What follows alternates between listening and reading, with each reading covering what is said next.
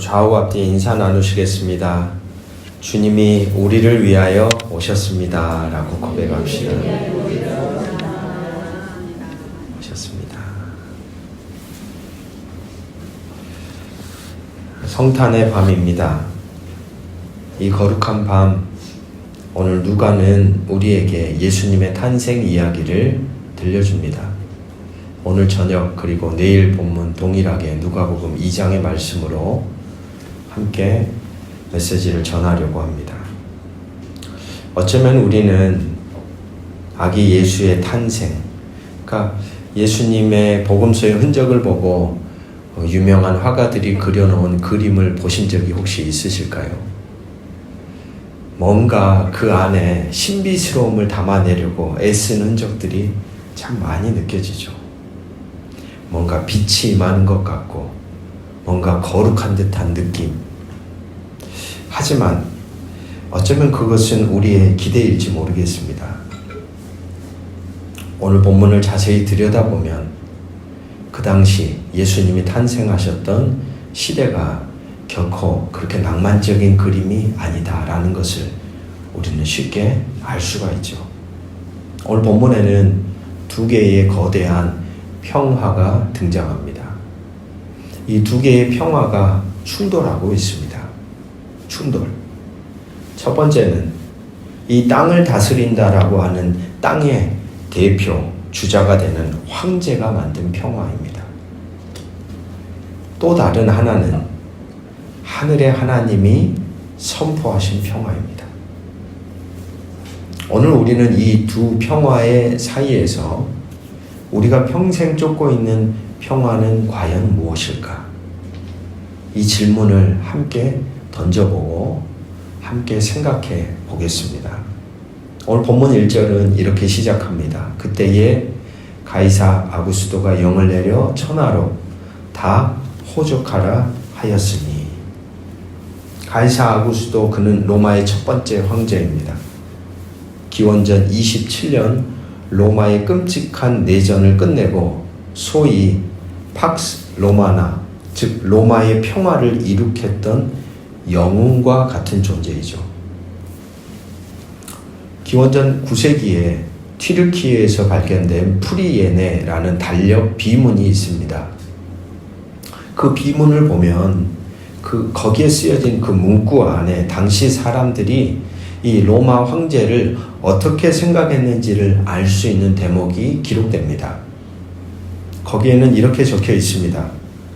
모든 전쟁을 끝내고 평화를 조정한 구주 신 아구스도의 생일은 세상을 위한 복음의 시작이다. 거기에 유앙겔리온이라고 하는 헬라어 복음이라는 단어가 먼저 등장합니다. 그러니까 이 복음이라는 단어는 제가 몇 번 말씀드렸듯이 그 당시에 이미 정치적인 용어였습니다. 한 나라의 통치자가 바뀌거나 전쟁의 승전보를 울려오는 소식을 가리킬 때 복음이라는 이 단어를 썼거든요. 바로 이 아구스도를 그렇게 생각했던 겁니다. 그 시대의 구주, 그리고 신이라고까지 표현합니다. 신이라고. 성경이 쓰이기 전 세상은 이미 황제를 구주라고 표현했고 그의 생일을 복음이라고 불렀습니다. 주님이 오시기 직전 한마디로 세상은 황제의 힘에 의해 완전히 압도된 상태였습니다. 한마디로 황제의 나라, 로마의 나라였던 거죠. 로마의 나라. 여러분, 하지만 이 로마 황제가 만들어 놓은 평화의 실체는 무엇인가요? 거기에는 과연 평화가 있었을까요, 여러분? 자신들에게 저항하는 이들은 조용히 힘과 권력으로 칼로 숙청합니다. 압도적인 군사력으로 찍어 눌러 만들어낸 침묵 속에 나온 평화였다는 겁니다. 힘으로 눌렀다는 거예요. 힘으로 만들어진 평화였습니다. 여러분, 힘으로 만들어진 평화의 밑바닥에는 그 통치자들의 마음 안에 항상 어떤 마음이 있었을까요? 언제 무너질지 몰라. 언제 누가 내 뒤통수를 칠지 몰라.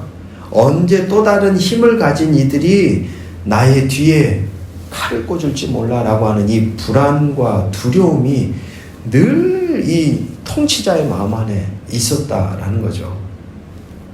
그렇기에 그 불안과 두려움을 제거하기 위해서는 자기의 눈으로 또는 귀로 들었던 어떤 상대 세력에 대한 이야기가 들려오기만 하면 대번에 어떤 일이 일어납니까? 숙청을 하기 시작하는 거예요. 제거하는 거예요. 여러분, 이것은 평화가 아니라 사실 끝나지 않는 전쟁입니다. 계속 반복되는 겁니다. 사실은 인류의 역사가 그렇게 흘러왔습니다. 세상은 평화롭다고 말하지만 실상은 언제 다시 터질지 모르는 전쟁이 잠시 멈춰선 우리나라의 모습과 똑같습니다. 휴전일 뿐인 것이죠. 보십시오. 힘을 가진 이는 자신의 자리를 지키기 위해 불안과 두려움에 붙들린 채 살아가고, 힘을 가지지 못한 이들은 힘을 가진 이들에게 짓밟혀 비참한 삶의 자리로 내몰립니다. 어디에 평화가 있습니까? 사실 다 죽고 있는 거예요. 결국 강자에게도 약자에게도 평화는 없습니다. 이것이 힘의 논리가 지배하는 세상의 현실이죠. 우리가 살아가는 삶의 자리도 마찬가지 아닐까 싶습니다. 가정, 직장, 심지어 교회에서조차도 우리는 힘으로 주도권 싸움을 합니다. 자기의 뜻대로 상황을 통제해야 평화롭다고 착각할 때가 많죠.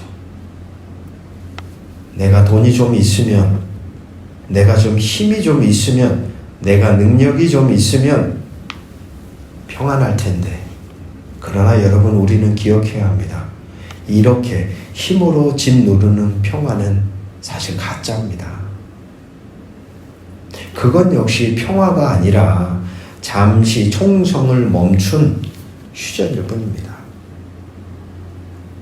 이 위태로운 황제의 평화와는 대조적으로 오늘 본문에 전혀 다른 평화가 등장합니다. 2장 14절을 보면 지극히 높은 곳에서는 하나님께 영광이요 땅에서는 하나님이 기뻐하신 사람들 중에 평화로다. 참 신기하지 않습니까, 여러분? 이 평화가 임한 자리에는 강력한 로마 군대도 없습니다. 의리의리한 궁궐도 없습니다. 대신 그곳에는 당시 사회에서 가장 보잘것 없이 취급당하던 이들이 있습니다. 결혼도 하기 전 아이를 가져서 얼마나 따가운 시선을 받았을까요? 한 여인 마리아, 그가 겪었을 마음의 고충을 감히 우리가 헤아릴 수 있을까요? 10대 소녀의 말이었습니다. 짊어질 수 없는 그 삶의 무게를 그 여인이 감내하고 있습니다. 황제의 칙령 앞에 아무런 저항도 하지 못한 채 산통을 겪는 아내를 위해 따뜻한 방 한 칸조차 구할 수 없었던 아주 무력한 가장 요셉이 또한 있습니다. 그리고 구유를 보십시오. 거기에는 스스로는 아무것도 할 수 없는 한 아이가 누워 있습니다. 누군가 먹여주지 않으면, 누군가 입혀주지 않으면 생명을 유지할 수 없는, 철저히 부모에게 의존해야만 살 수 있는 가장 약한 한 아이가 있을 뿐입니다. 세상의 눈으로 보면 가장 힘없습니다. 가장 초라합니다. 어떤 것도 행할 수 없는 비참하고 실패한 자리가 바로 여기죠. 그런데 재밌는 것은 바로 그곳에 하늘의 천군 천사가 노래하고 있습니다. 참된 평화가 임했다고. 이유는 무엇입니까? 그 초라한 마국간에 그 구유에 평화의 왕이신 예수가 함께하는 자리가 되었기 때문입니다. 1차 세계대전이 발발한 첫해 1914년 12월 24일 밤에 벨기에 플랑드르 서부 전선은 살을 애는 듯한 추위 속에 있었습니다. 불과 수십 미터를 사이에 두고 영국군과 독일군은 참호 속에서 웅크린 채 서로를 향해 총구를 겨누고 있었죠. 매일같이 피비린내 나는 사륙이 반복되던 한마디로 그곳은 지옥과 같은 자리였습니다. 시체들이 끌려나가고 환자들이 발생하고, 그런데 여러분, 그 24일 그리고 25일 자정이 가까워질 무렵에 독일군 참호 뚝 위로 하나 둘씩 작은 촛불이 켜지기 시작하는 겁니다. 병사들이 크리스마스 트리를 참호 위로 들어 올립니다. 그리고 고요한 그 밤의 정적을 깨고 독일어 찬송이 울려 퍼졌습니다. 고요한 밤, 거룩한 밤. 그 소리를 듣고 있던 영국군도 사격을 멈추고 영어로 저들 밖에 화답을 합니다. 날이 밝자 누가 먼저랄 것도 없이 병사들은 무기를 참호에 버려두고 아무도 들어갈 수 없었던 그 죽음의 땅, 무인지대, 접근만 하면 죽을 수밖에 없었던 그 땅의 지대로 걸어 나갑니다. 어제까지만 해도 서로를 죽이려던 적군들이 악수를 하고 담배를 나눠 피우고 자신들 가슴에 품고 있던 가족의 사진을 서로 보여주면서 서로 끌어안았다는 겁니다. 황제, 장군들의 명령은 그들을 전쟁터로 몰아넣어 서로를 죽이게 만들었습니다. 하지만 아기 예수의 오심은 그 참혹한 전쟁터 한복판을 순식간에 평화의 땅으로 만들었습니다. 이것이 성경이 우리에게 가르쳐주는 평화에 대한 가르침입니다. 무엇을 가졌느냐, 얼마나 상황이 좋느냐가 아닙니다. 그 자리에 예수가 계시다는 사실 하나만으로 그곳은 평화의 땅이 됩니다. 예수가 계시다는 사실만으로, 예수가 계시다라고 하는 믿음의 고백만으로, 예수가 계시다라고 확신하며 살아가는 사람의 흔적만으로 그 사람이 밟고 있는 그 땅이, 같이 한번 선포합시다, 평화의 땅이 됩니다. 할렐루야.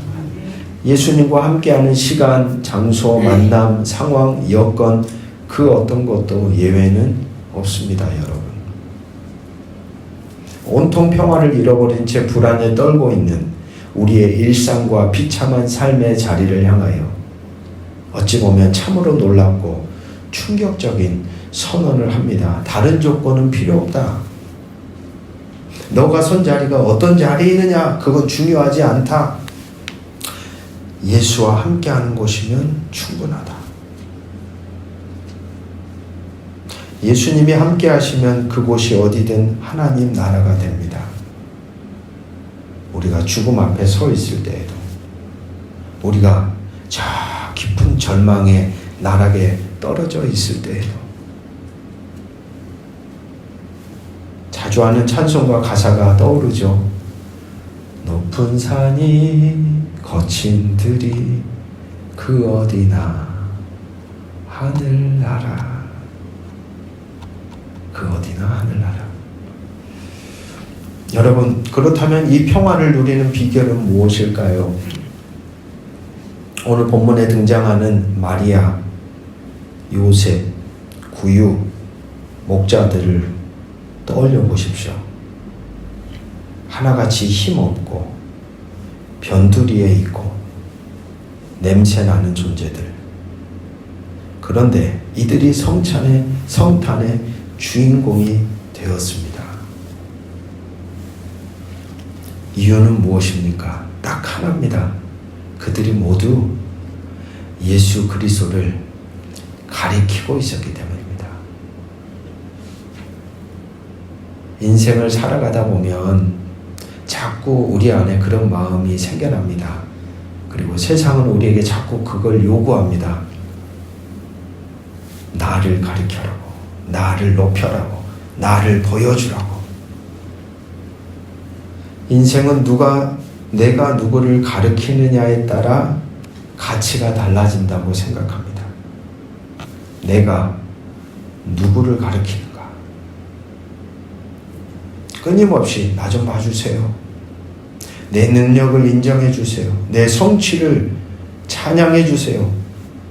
또 반대로 나의 고통을 좀 알아주세요. 우리는 우리 자신을 돋보이게 하는 조명이 되려고 합니다.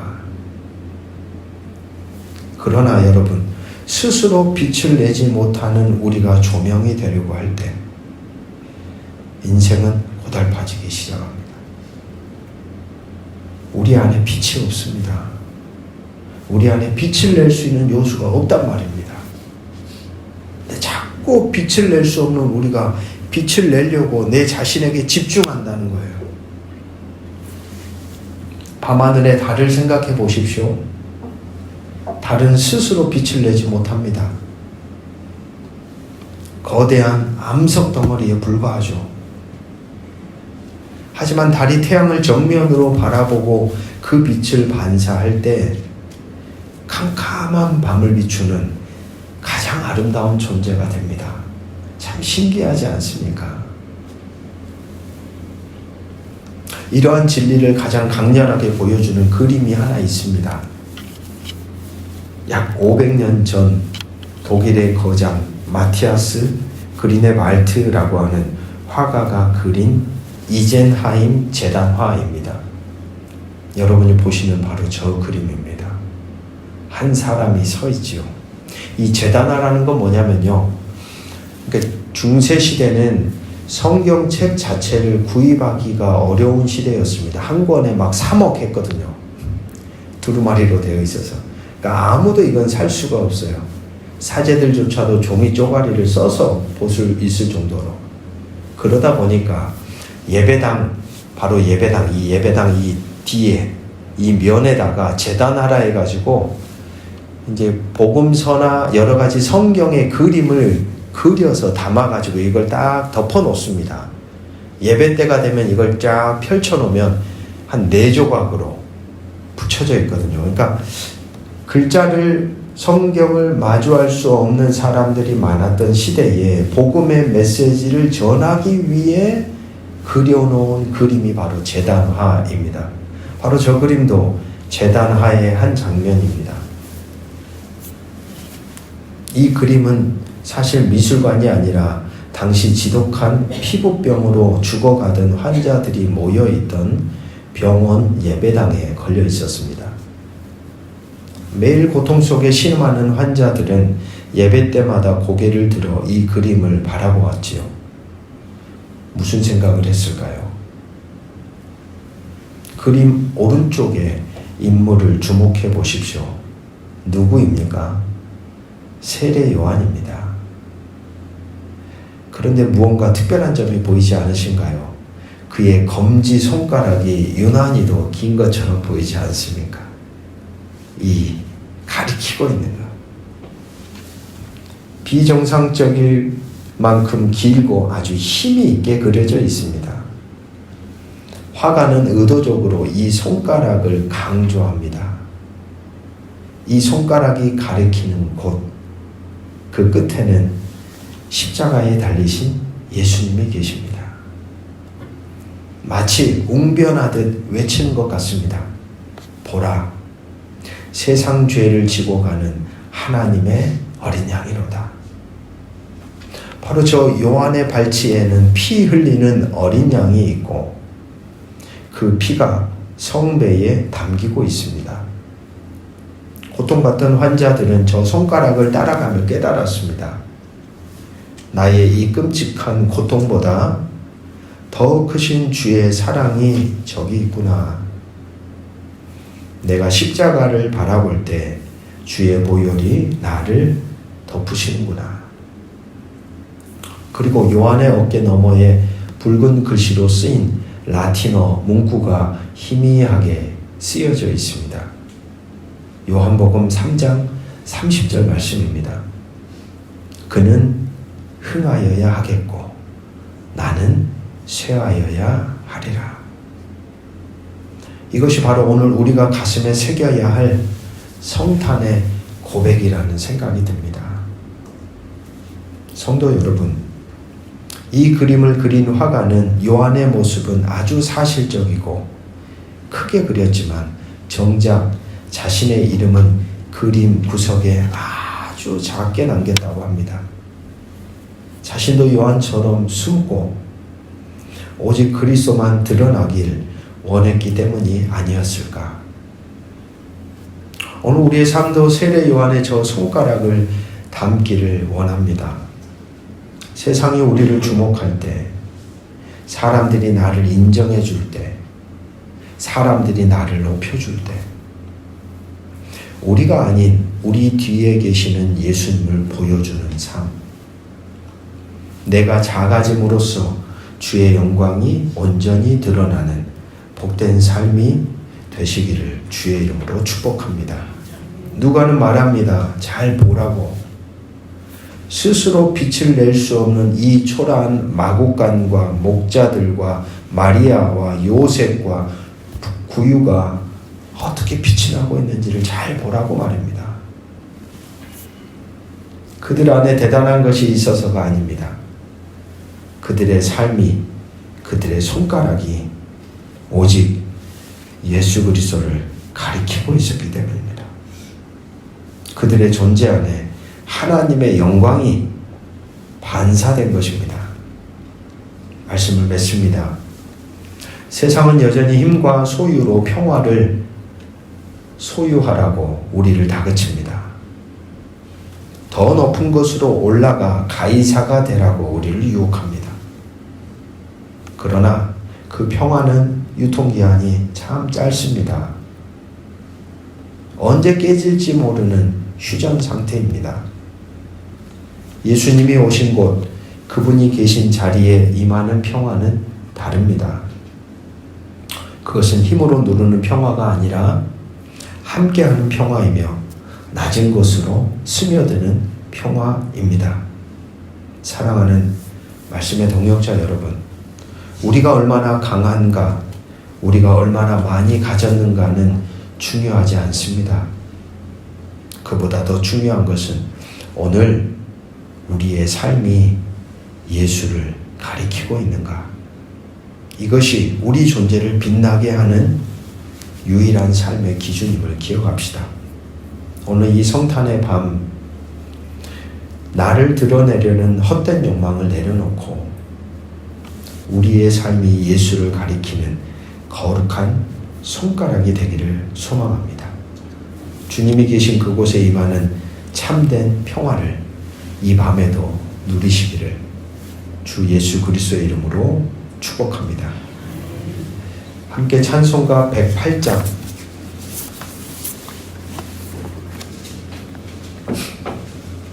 찬양하시고 함께 나눌 말씀 생각하시며 기도하는 시간 갖겠습니다.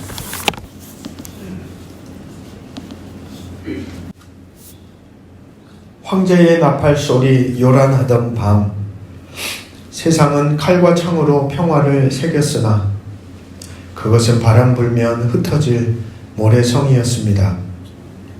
가장 낮은 곳, 짐승의 밥그릇에 담긴 작은 생명, 그 고요한 숨결 속에 세상 어디에서도 줄 수 없는 참된 평화가 임하였습니다. 주님, 우리는 너무 오래 나를 가리키며 살아왔습니다. 내가 왕이 되려 했고 내 힘으로 내 평화를 지키려다 오히려 불안과 두려움의 늪에 빠져 헤어나오질 못했습니다. 오늘 이 거룩한 밤, 우리를 향해 굽었던 손가락을 펴서 오직 당신만을 가리킵니다.